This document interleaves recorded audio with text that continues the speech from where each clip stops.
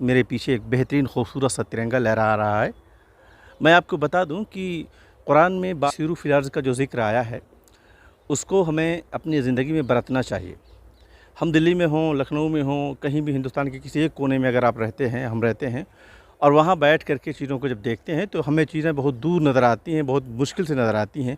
लेकिन जब आप ज़मीन पर चलते हैं, देखते हैं, तो आपको अंदाज़ा होता है कि बहुत कुछ हो रहा है ज़मीन पर, बहुत सारे डेवलपमेंट हो रहे हैं, तरह-तरह की चीज़ें हो रही हैं, बहुत सारे ऐसे तजुर्बात आपको ज़िंदगी में आपको मिलते हैं, जो जब आप ज़मीन पर चलते हैं तब आपको पता चलता है।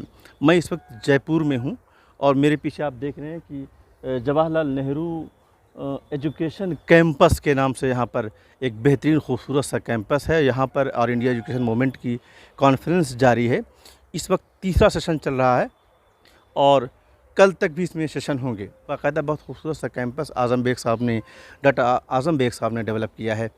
तो जब हम यहाँ पहुँचे तो हमें अंदाज़ा हुआ कि राजस्थान में तालीम की सरगर्मियाँ कितने बड़े पैमाने पर हो रही हैं और इस वक्त जो कॉन्फ्रेंस हो रही है वो यहाँ के कॉन्फ्रेंस हॉल में हो रही है। अच्छी खासी तादाद में वहाँ पर लोग मौजूद हैं जो 2 दिन तक वहाँ पर, कल शाम तक वहाँ पर कॉन्फ्रेंस रहेगी ऑल इंडिया एजुकेशन मूवमेंट की। इसमें हिंदुस्तान की 16 रियासतों से, जैसा कि मैंने अपनी पिछली रिपोर्ट में बताया कि 16 रियासतों से यहाँ पर नुमाइंदीन शिरकत कर रहे हैं, अपने अपने तजुर्बात यहाँ पर बयान कर रहे हैं। बहुत अहम बातें यहाँ पर हो रही हैं।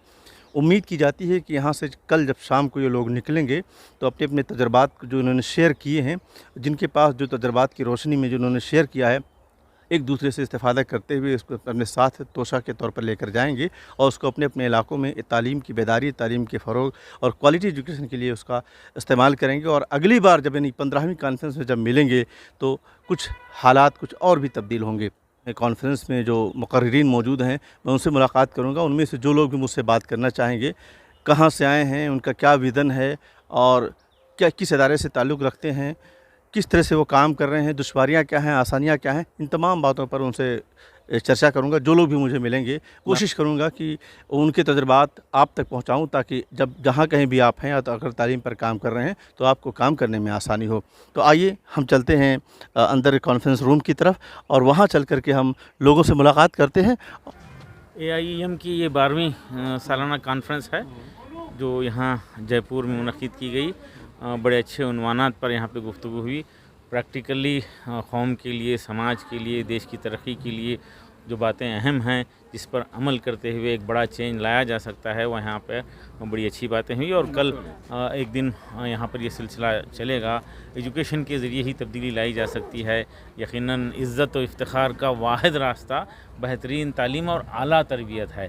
डॉक्टर आज़म बेग साहब हैं जो इस कैंपस के फ़ाउंडर हैं और आज की जो कॉन्फ्रेंस हो रही है इसको ऑर्गेनाइज़ करने में राजस्थान में ख़ास तौर से AIEM की तरफ के साथ मिलकर के इन्होंने बहुत खूबसूरत कॉन्फ्रेंस ऑर्गेनाइज़ की है। शाम तक का उसको लेकर के आप कितना मुतमईन हैं? सर, मैं समझता हूँ कि इस कॉन्फ्रेंस की आउटस्टैंडिंग परफॉर्मेंस है। हमको जितना अंदाज़ा नहीं था उससे ज़्यादा लोग different state of the country से तशरीफ़ लाए हैं। तकरीबन 17 रियासतों के 145 डेलीगेट्स हैं जिन्होंने आज इस कॉन्फ्रेंस में शिरकत की है। ये खुशी की बात है कि आज के जो सेशन हुए हैं, जिसमें प्रेस क्लब में एक इनॉग्रल सेशन था और एक NEP पर पहला सेशन था, बहुत सक्सेस सेशन था, जिसमें हमारे बहुत सारे मेहमानों के साथ राजस्थान यूनिवर्सिटी के फॉर्मर वाइस चांसलर मोहतरम फुरकान कमर साहब ने बहुत ही मानाखेज़ और बहुत ही फाजिल तकरीर की है NEP पर कि कैसे हमको सरकार से इस नई तालीमी पॉलिसी से फ़ायदे हासिल करने चाहिए।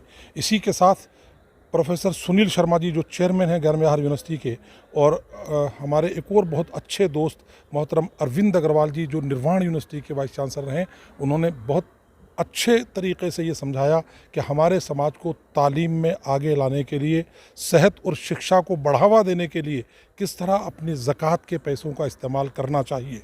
अस्सलाम वालेकुम, मैं सैयदा मेहर अफशन, दिल्ली जामिया नगर। जो यहाँ के एजुकेशन के लिए कॉन्फ्रेंस हैं वो तकरीबन मैं 7 साल से अटेंड कर रही हूँ, जिसमें हैदराबाद, बीदर, जलगांव और कलकत्ता और बहुत सी जगह पर मैं रही। इसके अलावा हिंदुस्तान से बाहर हांगकांग, सऊदी अरब, अबू धाबी और बहुत से मुल्क हैं जो मैं जहाँ गई हूँ। तो मैं ये सब कुछ एजुकेशन के लिए जो हमारे यहाँ है, ये मुझे बहुत अच्छा लगा। इन 20 सालों के अंदर जो तालीम को लेके बेदारी हुई है वो बहुत अच्छी सराहनीय है। उसमें लोग पैसा भी लगा रहे हैं, अपना वक्त भी लगा रहे हैं, और जिन लोगों ने, बुज़ुर्गों ने बुनियादें 20 साल पहले रखी थी, आज वो फल फूल रहे हैं और हज़ारों बच्चियाँ हमारी तालीम पाके बाहर निकल रही।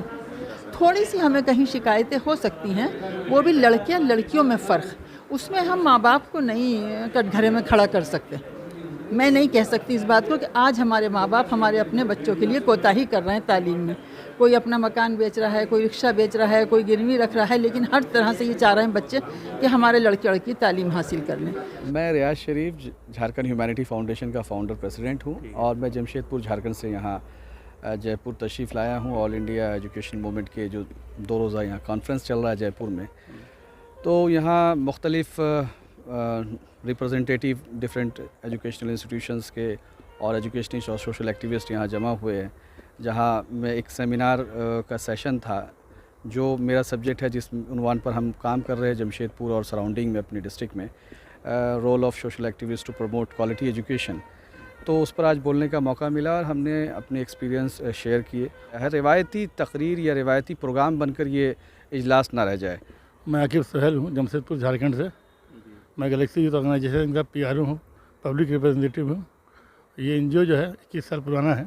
ऐसी प्रोग्राम अगर होनी चाहिए और भी बहुत सारे अवेयरनेस होगा। नहीं समझे, बहुत सारे जो इंस्टीट्यूट चला रहे हैं वो थोड़ा सा कंफ्यूज हैं, शायद इससे उनको क्लियरिटी होगा। जी, मैं तबस्सुम सिद्दीक़ा कलकत्ता से आई हूँ और चूँकि मैं ख़ुद रहनुमाए नस्वा ऑर्गेनाइजेशन से जुड़ी हुई हूँ और वीमेन एम्पावरमेंट पे काम करती हूँ, तो मुझे यहाँ आने के बाद बहुत अच्छा लगा। ये आज कॉन्फ्रेंस का पहला दिन था, सारे सेशन अच्छे थे। स्पेशली जब वीमेन एम्पावरमेंट के ऊपर जब बात की गई, क्योंकि ये बहुत ज़रूरी चीज़ है कि अगर एक मुआशरा, अगर 50% आबादी औरतों की है, 50% मर्द की, तो अगर आप 50% आबादी को रोक कर रखेंगे तो 50% तरक्की रुक जाएगी। तो ये बहुत ज़रूरी है कि इस पर बात की जाए, और जब हम बात करेंगे किसी भी प्रॉब्लम को, जब सोल्यूशन निकालने के लिए उस पर बात की जाती है, जब हम बात करेंगे तभी मसले का हल निकलेगा। डॉक्टर मसूद अहमद है और मैं अलीगढ़ यूनिवर्सिटी का सीईसी मेंबर हूँ। आज की कॉन्फ्रेंस माशाल्लाह से बहुत अच्छी रही और उसकी खुसूसियत ये रही कि हमारे जितने भी तालीमी कारवां, सद्भावना शांति कारवां, कारवान इंसाफ और सेहत और हिफ़्ज़ान सेहत कारवां, इसराह माशर कारवां, उसके बाद में लगातार पब्लिक की डिमांड बढ़ती जा रही है।